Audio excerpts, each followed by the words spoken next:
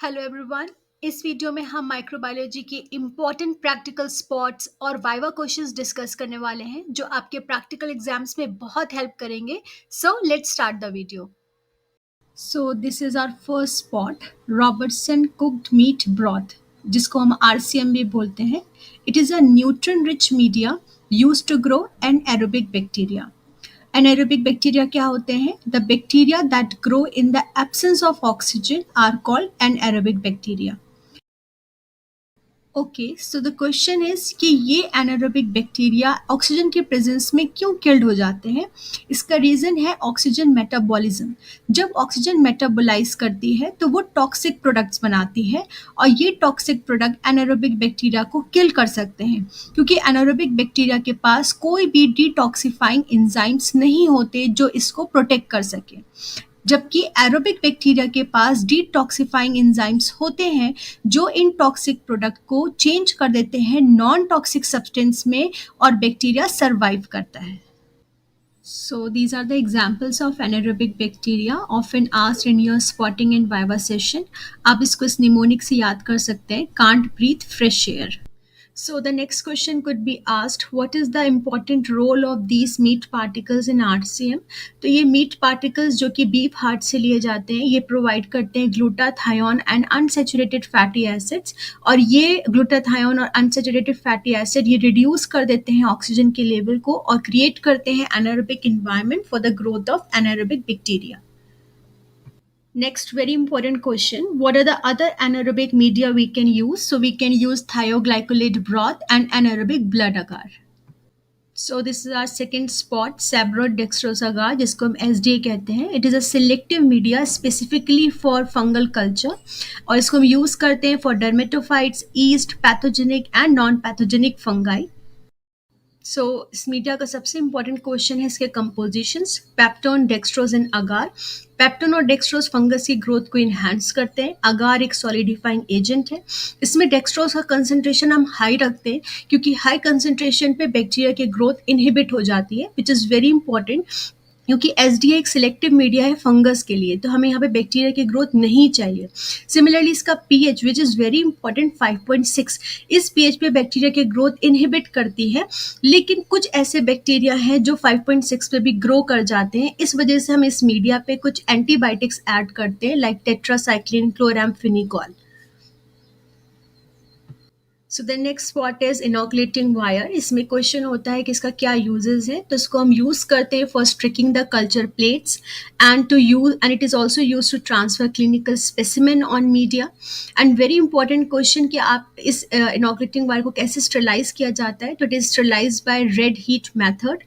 Then ये किससे बना होता है, it is made up of nichrome and platinum, क्योंकि नाइक्रोम और प्लैटिनियम हाई टेम्परेचर पे मेल्ट नहीं करते, डिफॉर्म नहीं होते, और इसका इंटरनल डायमीटर कितना होता है, तो it has 2 to 3 mm internal diameter. So the next spot is universal container. ये आप लोग को पता होगा, इसको हम यूज़ करते हैं for collecting, storing and transporting various type of samples like urine, sputum and other body fluid. तो सबसे इंपॉर्टेंट क्वेश्चन है कि इसको कैसे स्टरलाइज किया जाता है, तो it is sterilise by gamma radiation. So next we have microtiter plate, जिसको बेसिकली हम यूज़ करते हैं अलाइजा के लिए, and you must know the full form of ELISA, that is enzyme linked immunosorbent assay. Then ये microtiter plate में कितने Wales होते हैं, तो इट हैज़ 96 वेल्स जो कि अरेंज्ड होते हैं 12 कॉलम्स जो है horizontally and 8 rows vertically, and it is made up of plastic material like polystyrene, polycarbonate. कैसे इसको स्टरलाइज किया जाता है, बाय इथाइलिन ऑक्साइड, और इसका यूज़ क्या है for to diagnose different infections like HIV, hepatitis, covid.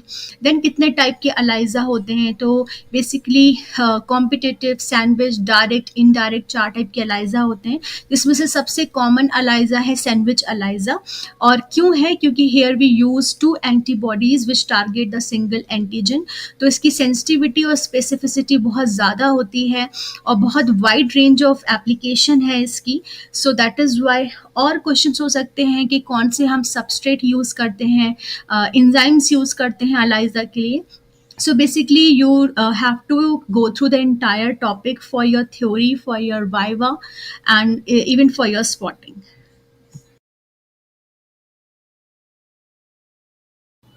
Okay, so this is our last spot, that is VDRL plate. VDRL stands for Venereal Disease Research Laboratory.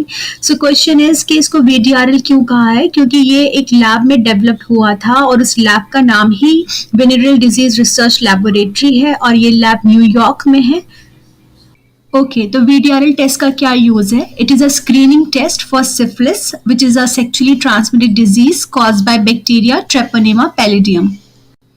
तो VDRL एक slide flocculation test है जो कि antibodies को detect करता है. Please note this point, ये antibodies को डिटेक्ट करता है, ना कि एंटीजन को डिटेक्ट करता है.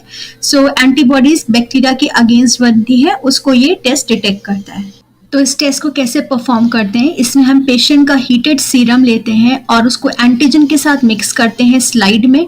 एंटीजन का नाम है कार्डियोलिपिन और माइक्रोस्कोप में उसको ऑब्जर्व करते हैं. अगर वहां पे क्लम्पिंग दिख रही है तो that reaction is positive, clumping नहीं है तो रिएक्शन इज नेगेटिव. अगर रिएक्शन पॉजिटिव आती है तो हमें कंफर्मेशन टेस्ट परफॉर्म करना चाहिए. कंफर्मेशन टेस्ट है fluorescent treponema antibody absorption test and treponema hemagglutination assay, जो कि स्पेसिफिक ट्रेपोनेमल टेस्ट है. सो द क्वेश्चन इज कि कंफर्मेशन टेस्ट परफॉर्म करना क्यों जरूरी है? क्योंकि वीडीआरएल एक नॉन स्पेसिफिक टेस्ट है. नॉन स्पेसिफिक का मतलब वीडीआरएल जो एंटीबॉडीज डिटेक्ट कर रहा है वो जरूरी नहीं एंटीजन के अगेंस्ट बनी हो. कभी कभी ये एंटीबॉडीज डैमेज होस्ट सेल से जो सब्सटेंस रिलीज हो रहे होते हैं उनके अगेंस्ट भी बनती हैं और ये एंटीबॉडीज सिफिलिस के अलावा और अदर कंडीशंस में भी बन सकती हैं. इसलिए वीडीआरएल एक नॉन स्पेसिफिक टेस्ट है और पॉजिटिव रिएक्शन में कंफर्मेशन टेस्ट परफॉर्म करना बहुत ज़रूरी है. So VDRL is a vast topic. Make sure to go through other specific and non-specific tests for syphilis for your grand viva. Okay, so that's all for this video. If you found it informative, don't forget to hit the like button and subscribe to my channel for more educational medical videos. Thanks for watching and see you in the next video.